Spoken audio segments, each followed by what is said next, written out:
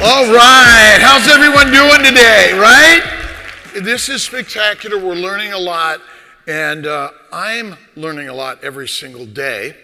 And you know my name, Kiltz, Dr. Rob, hey you, anything like that gets it your way. And I've been doing this fertility stuff for a long, long time. How did I learn about fertility? Anyone know anything about fertility, reproduction, having babies, building families? Is this something, a mystery to life, right? And I guess the real question is, why are we all here? For only one thing, is to be a doctor, a pilot, influencer. Is that why we're here? We are here for one thing, and that's building families. And reproduction is all that matters. Now, what's Kiltz's journey? Well, I grew up in LA, kicked out of school in a gang, couldn't read, father in jail. And so how did I get to become a doctor? Well, I broke my leg at 19 and I met a family practice doc and it looked kind of cool what he did. And I said, oh, I want to be that. I went to the counselor's office. I was in junior college at the time. And it said, oh my God, I have to take all these classes with a lot of reading and history and all this stuff. But I couldn't read. So what did I do? I did it anyway. One thing I could do was science and math. I was really good at that. Mrs. Hafner in the 4th grade embarrassed me like shit because she kissed me in front of the class, and I was like mortified because she was telling me, wow, you're really good at math, and I didn't know that. Well, okay, I became a fertility specialist despite all those sort of things, and how did I learn and why did I learn to do that? Well, I met a guy a long time ago that was doing it when I was already an OBGYN, and he was doing a lot of fertility. Got a cold call one day. He said, hey, do you want to do a fertility fellowship? And I said, yeah, sure. All right, so a lot of things just happen in life, even though you may not think that that's where you want to go. All right. Now, I was perplexed once I was a fertility doctor why so many people got pregnant when I thought they wouldn't, and other people didn't when I thought they should. And there was something mysterious about all of that that I couldn't quite figure out. So I began to integrate massage, meditation, prayer, acupuncture, and it was helping people get pregnant because stress makes you want to do what? Run away and hide and not show up. You know, we know Ben Azadi's running away from it when he was in college, but eventually he showed up, right?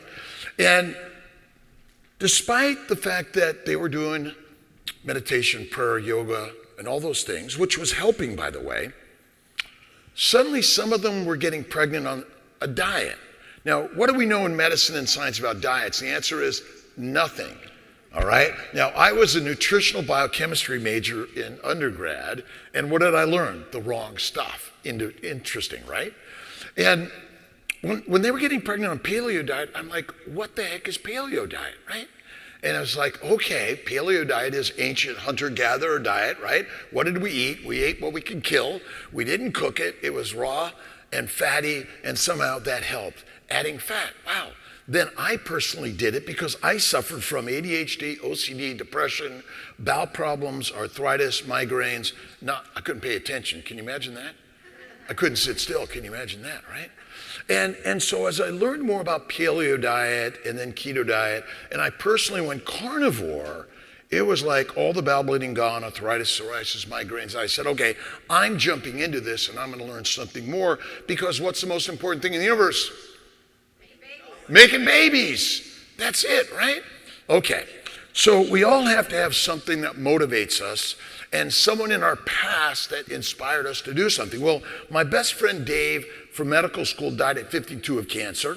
My good friend Jim died of cancer at 25, just in his 3rd year of medical school, of glioblastoma. My sister Marianne died of diabetes. She had it since age 4 and died at 52 of heart failure. I understood why she got all these diseases. My good friend Dave and my good friend Jim, I couldn't figure it out. And my grandmother, Gelsomina from Italy, my mom lived to 93. She had problems, but she was amazing. And my grandmother, 88, died of ovarian and liver cancer. I kind of like, okay, she was that old. Something seemed to happen. But what's happening to the healthcare today? Are we getting sicker or healthier? Sicker. Is the cost of healthcare going up or down? Up. And yet, who's eating a healthy diet? We are. We're all eating a healthy diet. But what if you're really not? Now, we know that global diseases are on the rise, maternal and fetal morbidity and mortality is also going up. And during COVID, we had a number of women that were just dying despite they were healthy. And what's the cause? We don't know. Interesting enough, what's happening in reproductive levels? They're going down no matter what, right? And around the globe, the blue is 2 or less babies, by the way. And what did we used to have? 5 to 10 babies and more. Oh, by the way, what's the best age to have a baby? 15, 13, 15, 17. No, girls are getting menstrual cycles and all the reproductive things younger and younger. Something's wrong. And the question is why? And the answer is, I don't know. Do we know why one person gets sick and another person doesn't? No, we don't. But I thought we have all this science to tell us what to do. Now, what diseases are on the rise? When it comes to reproduction, mostly for women, by the way, but the same is happening for men: HIV, premenstrual syndrome, cervical cancer, endometriosis, ovarian cancer, STDs, female and male fertility issues, PCOS, uterine cancer. It's on the rise in all the countries around the world. The answer is why? Answer is, I don't know. We don't know. Again, cost of healthcare is on the rise all over the world. And like this year, our healthcare costs went up again, and we can't figure out what to do. So, what if everything you believed about healthcare and your diet is wrong? Man, I said, well, I'm Italian. I ate lots of fruits and vegetables, seeds and nuts, and all the things that were really helpful for me. Lean meat, 3 meals a day. I ran like crazy. I had a good physique, but I was falling apart. The answer is why? Okay, I don't know. But what is inflammation? Redness, swelling, pain, dysfunction, damage. Let's see. Heat. And also failure of the cell function, failure of the cells, failure of the organ system, like the heart, the liver, the kidneys, the brain, or death. Now, all these external signs and symptoms of inflammation happen inside our body, because do healthy people die? Yes, right? Why we die when we die, I don't know, but something's happening to healthy people where suddenly they lose their eyesight, they lose their ability to walk, to think, and something is going on. Well, all those things of sources of inflammation, I say there are 5 things. Now, we're all focused on sugar. We think sugar is it. It's just a small part of the iceberg. But basically, plant sugars, and glucose is one of many plant sugars, by the way. Plant antigens, lectins, oxalates, phytates. Plant phytochemicals, heroin, cocaine, marijuana, cyanide, nicotine come from plants, right? And where does fermentation happen? In the gut. Could the gut fermentation we're experiencing from the good microbiome be the real cause of most of our disease? It might be. Excessive exercise. Who does excessive exercise? Like all of us. I was a crazy man. I used to do 10 miles 3 times a week running. Now I just walk. All you need to do, right? So the primary cause, and all the diseases, obesity, diabetes, gingivitis, metabolic syndromes, infection, all these things, and you could see that all this stuff, they're all simply from a plant, protein, low animal fat diet, 3 to 6 meals a day, and excessive exercise, and negative thinking. So simple.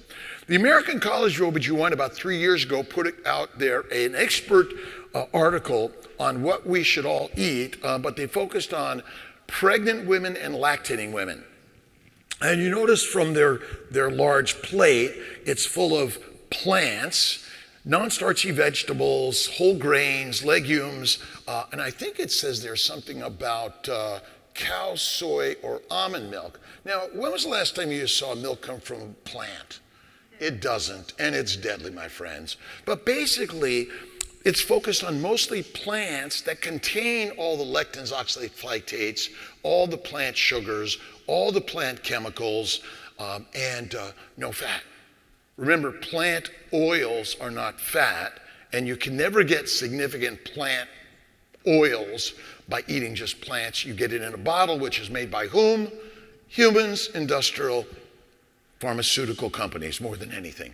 But by the way, the American College of OB/GYN recommends red wine for pregnant and lactating women. Does that sound good for your baby, your brain, your life? No way. Get rid of it. Deadly. The question is, does diet impact reproductive function and infertility? And some of the causes, or some of the definitions and diagnosis, right? Male and female infertility, pregnancy loss, failed vaginal birth, C-section is on the rise, polycystic ovarian syndrome, premature menstrual cycles, early getting pregnant risks, right? And also that you don't even get your menstrual periods at all. Adenomyosis, endometriosis, pelvic inflammatory diseases, uterine fibroids, interstitial cystitis. Now, again, these are female problems, but the men have testicular problems, bad sperm, diminished libido. They have bladder problems, prostate problems, and all the same problems, by the way. All right, so polycystic ovarian syndrome, plant-caused ovarian sickness. PMS, plant-caused menstrual sickness, by the way. All right?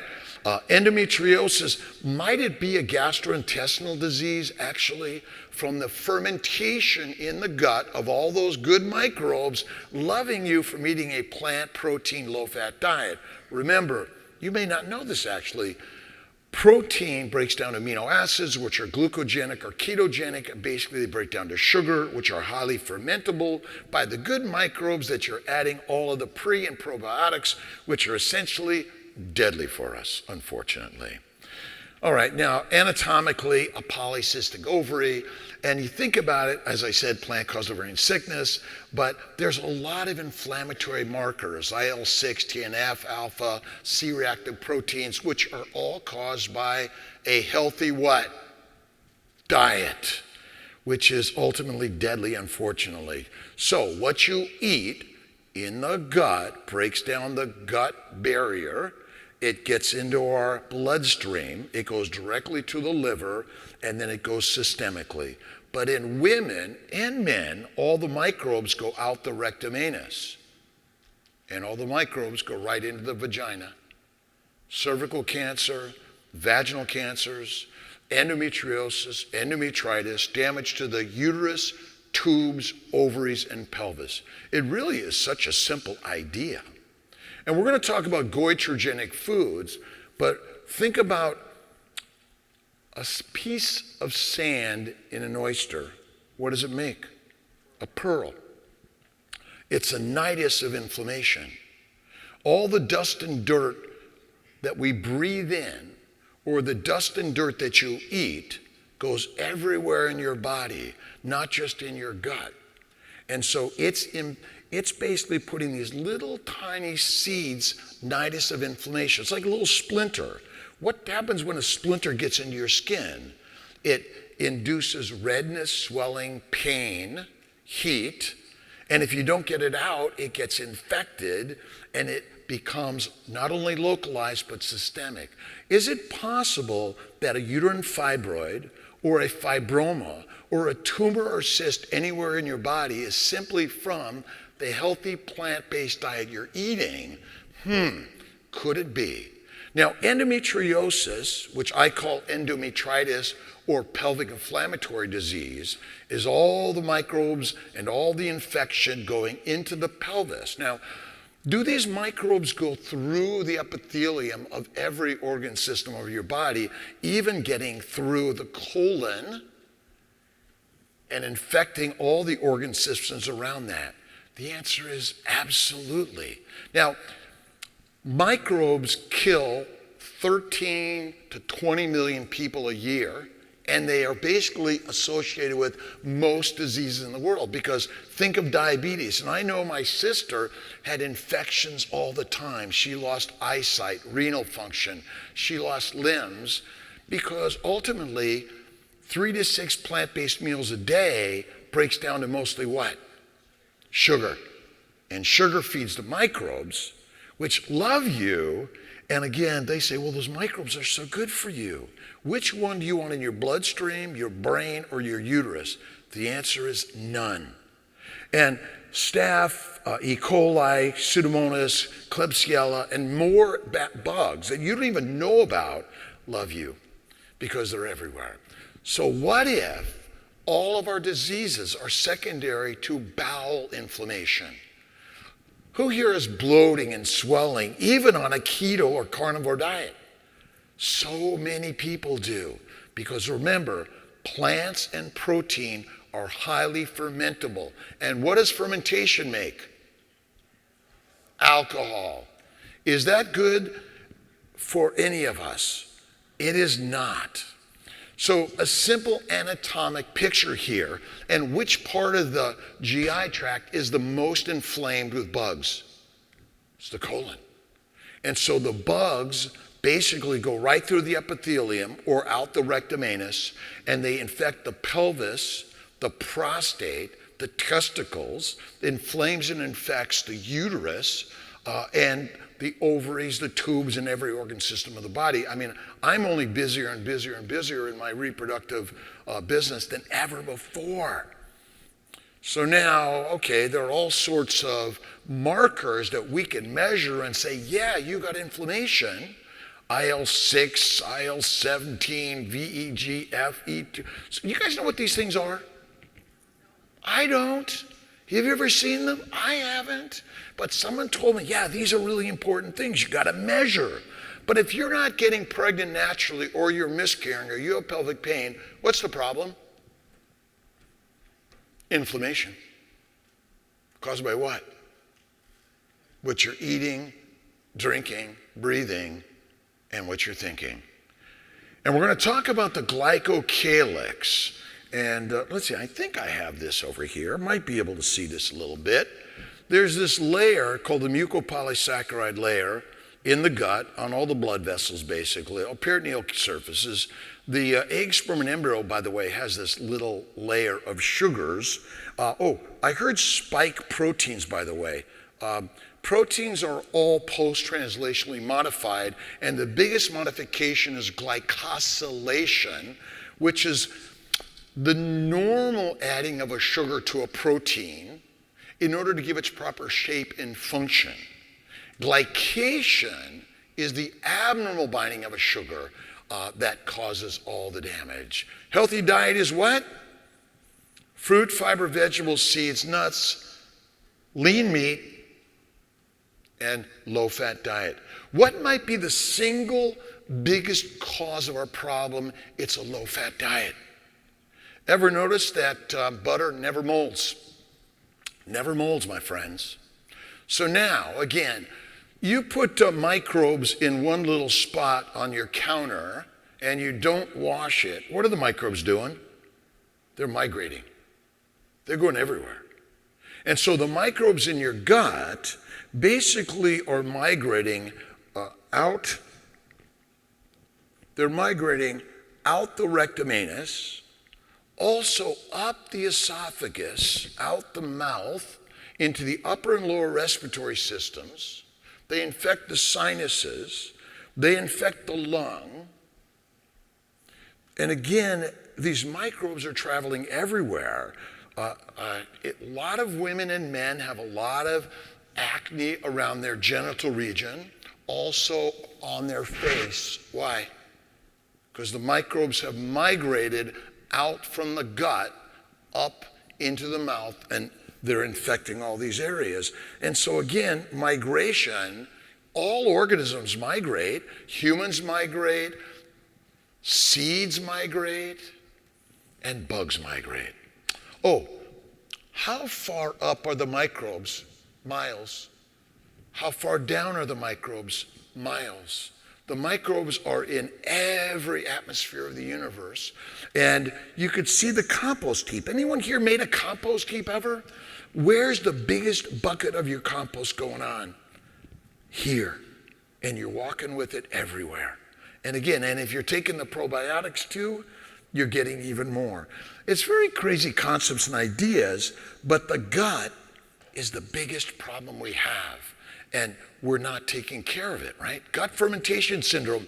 People have been arrested for being drunk by simply eating foods that are fermenting. They never drink alcohol. How many have heard this? None of us, right? It's really crazy concepts and ideas. Okay, leaky gut. The glycocalyx, the most important cell structure of your body, are all the sugars that basically line this area and prevent the microbes from connecting. So this is a negative charge. They're negatively charged. Like charges repel, opposites attract. So the food you eat, not only the sugars, but the lectins, oxalates, phytates, and the chemicals.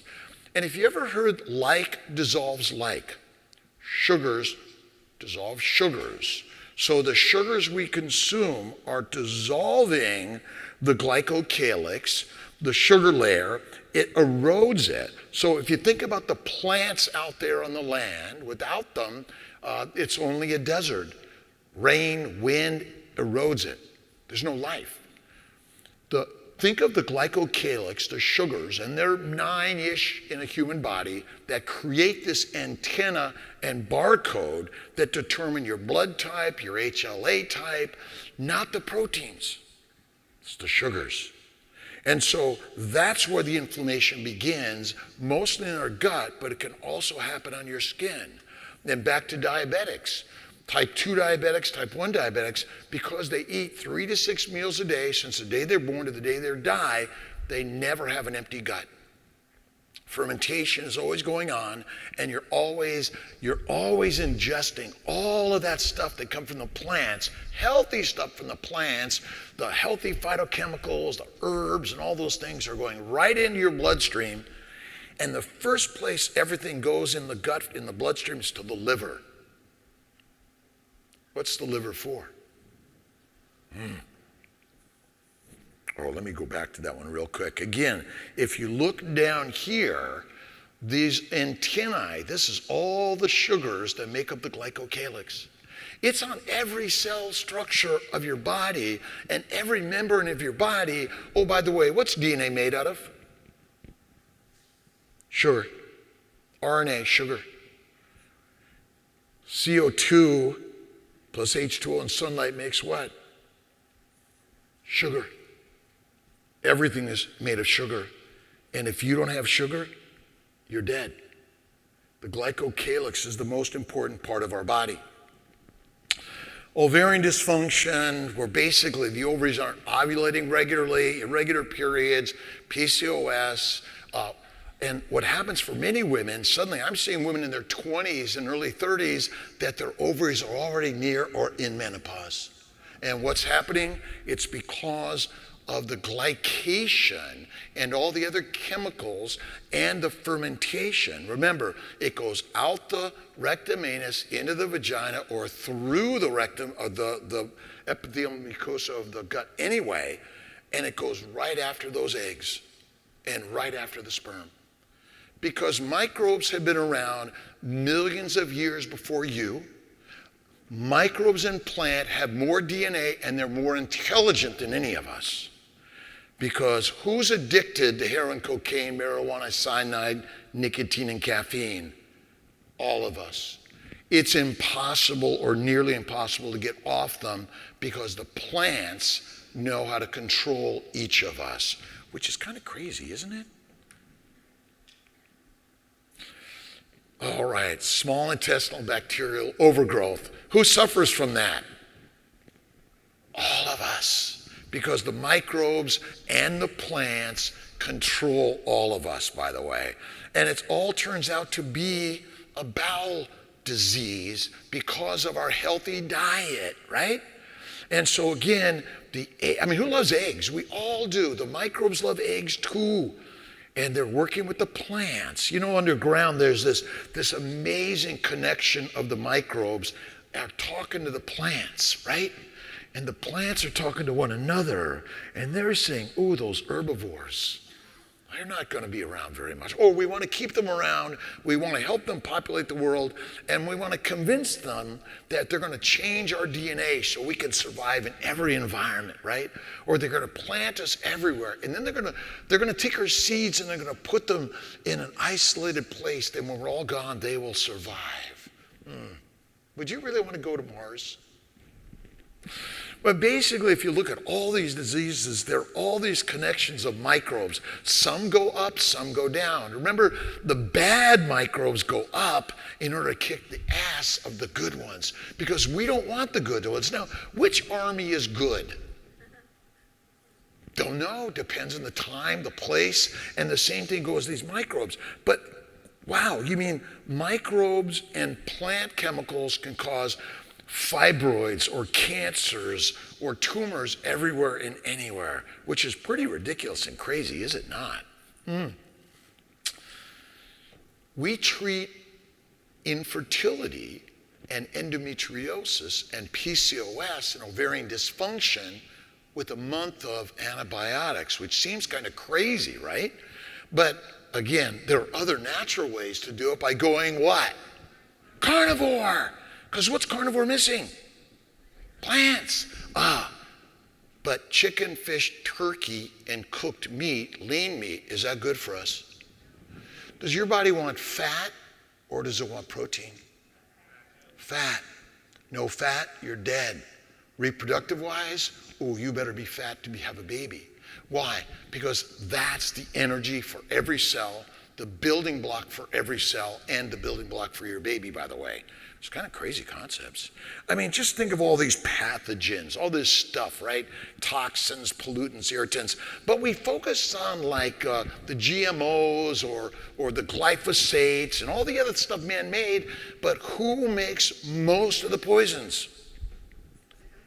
Plants. Oh my God, those healthy things for all of us, right? Oh, I gotta go back one more time. What is this on the very top, that fuzzy coat? That's the glycocalyx. By the way, your blood type is not determined by a protein. All the proteins are the same. It's the sugars. Did you know that? I didn't. And these are crazy concepts. Well, basically, as this layer is broken down, the epithelium breaks down, the microbes, the toxins get under the epithelium and they connect here and it calls in all the armies. But ultimately, is there such thing as autoimmune disease? Nope. It's immunologic and inflammatory. Basically, it's all these foreign particles that manage to get into your body and they set up shop. And the microbes do a good job at that, right? Who knows Dr. Salisbury? 1850, Albany Med, doctor, goes in the Civil War. All his men are dying of dysentery and pneumonia. He switches them from plants to meat, and they get better. And he wrote a great book, and he's really got some great studies on that. Okay, plants and animals. Let's see, not required, required. And they both, by the way, do animals contain a glycocalyx? Yes. Do microbes? Yes. Do plants? Yes. They all have different the glycocalyx, because the glycocalyx is the barcode that says I am whatever I am. And that's why we're mostly allergic to plants, because their plant glycocalyx is the most opposite of us. But basically, all of this breaks down, both of them, by the way, to amino acids, simple sugars, and fatty acids. The amino acids and the simple sugars go through the hepatic portal system directly to the liver via insulin in the liver that converted to fat. No fat, you're dead. Now the fat goes through the lymphatics through chylomicrons and they're distributed where? Everywhere. Why? Because that molecule of chylomicrons contains fat, sugars, amino acids, and minerals and vitamins, provide all of the energy and all the building blocks of our body. Hepatogenous diabetes, what is it? Well, when your liver is damaged, glucose and insulin levels rise. And as Dr. Boz was showing, oh my God, that the insulin is going up because it needs more insulin to do the work to shift glucose and the amino acids to fat. Because insulin is not to put sugar into the cell, it's a digestive enzyme that basically converts those sugars and amino acids to fat. Because if you don't eat for 15 days like Kiltz did and followed all of it, his glucose was under 70 always, and his insulin was under 1. And I felt amazing. I can keep on doing everything I was doing. But when you look up hepatitis diabetes, you go, oh my God, a cirrhotic is skinny. How come a cirrhotic is skinny despite the fact their insulin and glucose is high? Because the liver is the most important organ system of your body. It converts what you eat into fat, and that's why fatty liver is so common, because everyone's eating what? Plants and protein, because plants and protein must go to the liver and be converted to fat, and it really is simple. Even though we think glucose and all the hemoglobin A1C is the most important thing, it's just one thing. And if you even want to be a vegan, but you eat one meal a day, you're going to be healthier. But plants have what in them more than anything? Carbohydrates, sugars, toxins, heroin, cocaine, marijuana, nicotine, caffeine, because they want you to eat them to control you and kill you. Glycosylation, interesting. DNA, RNA, both sugars by the way, tell basically the endoplasmic reticulum to make a protein. But the problem is the protein's not done yet, right? It must be post-translationally modified. Think of the speed that my neurotransmitters are going right now for me to talk and listen and watch and move at the speed of light. Sugars are critical for glycosylation. The majority of your proteins must be glycosylated, and pretty much every single cell of your body, except red cells, are glycosylating like the speed of light in order to make those neurotransmitters and all the other functions. Like Dr. Berg was saying, those nanomotors are going at what speed? Speed of light. But basically, there are many more post-translational modifications. Thank you. And look at all of those. How many of you heard of those? None of us. It is the most important thing, because nearly every disease we suffer from is damage to post-translational modification and glycosylation. The glycobiome, this is the main talk for that, but you read about it, look at it, you'll be like, whoa, amazing. We heard about the vascular glycocalyx, but it's in every cell. It's in the DNA. It's in every membrane of the body. It is kick-ass, the most important thing. Plants, okay, lectins, oxalates, phytates, all these things, goitrogens. Thyroid disease. Anyone here ever suffer from thyroid disease? Everybody. Does thyroid disease affect reproduction? Absolutely. There's so many plant antigens, and look at this list of all the vegetables and fruits and seeds and nuts and beans. They are not only goitrogenic and damage to the thyroid gland, they're tumorgenic to every single cell and organ system of your body. Whoa, you mean fibroids, tumors, PCOS, even polycystic kidney disease might be secondary to goitrogens. And we're all eating them, even as carnivores. All right, oh my God, 700 cattle die overnight from eating plants, and it's the plants they often eat, because every plant potentially contains one of these toxins. Poison ivy disease, ever heard about it? Nope. And basically, every disease may be simply a contact of a plant antigen, chemical, or sugar, which is basically very antigenic. Oh, the United States Department of Agriculture has a journal on plant poisoning for the livestock, because when the animals get sick, they lose money. But there isn't one for us, because when we get sick, they make money. Oh my gosh. You got it. Plants are the predators and we are the prey. All these things basically cause all the diseases we're suffering from. Oh, the birth control pill, where's it come from? Yams. Whoa. You mean we discovered that yams? Well, what animal wants to be on a birth control pill? What animal wants to try to prevent from getting pregnant? And let's just wait until one day we're really wealthy and we have plenty of, we're just ready. What other animal? None. Basically, all these things you see there contain all these phytoestrogens, androgens, and progestins. Why fasting? Because once you've digested the food and the gut is empty, fermentation stops. Now your gut can heal. The glycocalyx can build its fortress to say, you aren't getting into this thing, right? And so the less I eat, I do 1 meal a day, 3 days of fasting a month, 5 days quarterly, and I just did a 15-day fast a month or 2 or 3 ago. Bears hibernate for 4 to 6 months. They build babies, and they don't lose any muscle mass or bone mass. What did they use? Fat. Because the fat tissue is the most important tissue of your body. And what do you usually think about fat in yourself if you're fat? Negative. Why the F would you do that? Because who's the most important thing in the universe? Can you guys say I am? I am. Because what did God make you for? To be the temple, the lion, the warrior of life, and not a pig, cow, or sheep, although we love them, don't we? Humor. But basically, the fat cells are dynamic and they're poisoned just like every other cell of your body because of what? Your deadly diet. That is it.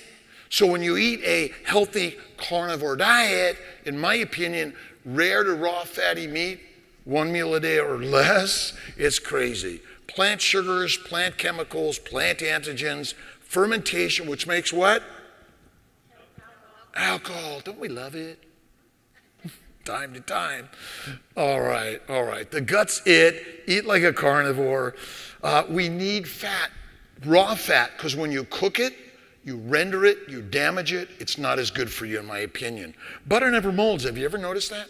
I have my patients do a stick of butter a day to reduce the microbes in the gut, to increase their health and wellness, and they get pregnant on that, right? Crazy. Pottinger, he studied cats. What he did is he fed them raw meat, cooked meat, raw butter, pasteurized butter, or milk, I should say, and they were healthier on the raw meat and unpasteurized milk.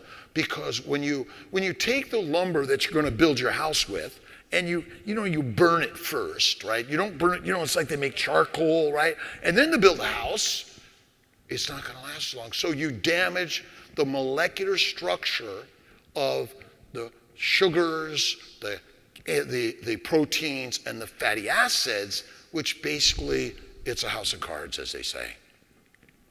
Who are we? Temples, not an amusement park. Sugar glycates, plant sugars glycate, because animal sugars are more like us, and they aren't glycating in general. But protein poisoning and rabbit starvation is real. Be careful. Which one are you? We know that. And thank you, and happy baby making. Thank you. Woo-hoo! I guess I have a minute and 37 seconds. I get a minute and 37. So you get a quick question if anyone has a question out there. What is that? What do you recommend for arthritis? Carnivore and fasting and faith. Faith in God within all of us. That is the most important thing in my opinion. You got faith first, everything's possible. Yes.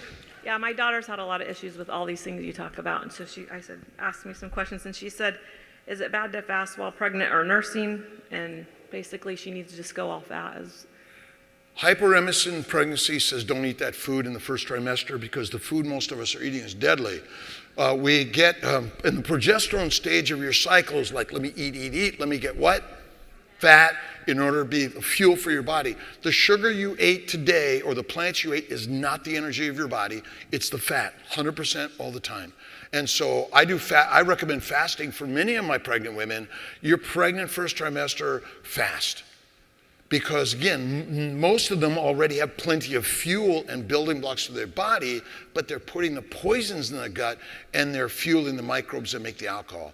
So there's a lot of, hyperemesis is common, especially in our highly inflamed gut, and it says, let the glycocalyx heal and let my baby just enjoy. My daughter just had Julio 8 months ago, and basically she was energy transfer. She was like 40 pounds heavy when she delivered, but now she's like this minuscule little thing, but Julio's this mighty thing. And so it's energy transfer. But yeah, I think fasting is the best thing any of us could do. Even during nursing too, you say? Oh, absolutely. Absolutely. Because when my daughter is eating plant foods, she says, oh my God, Dad, Julio's like really cranky and sick and all this stuff. And I said, what'd you eat? And basically, she's keto-ish, but when she was early, before she got pregnant, she was keto, and I really think it's phenomenal. But carnivore, faith fasting first, and fatty meat. Again, for all those standardy eaters, eat less frequently, cook the plants well, add the fat, and have faith. They maybe took my chain off, by the way, so you don't see my cross here right now because they said it was clinging on this thing, so it's in my pocket. Thanks all. Love you.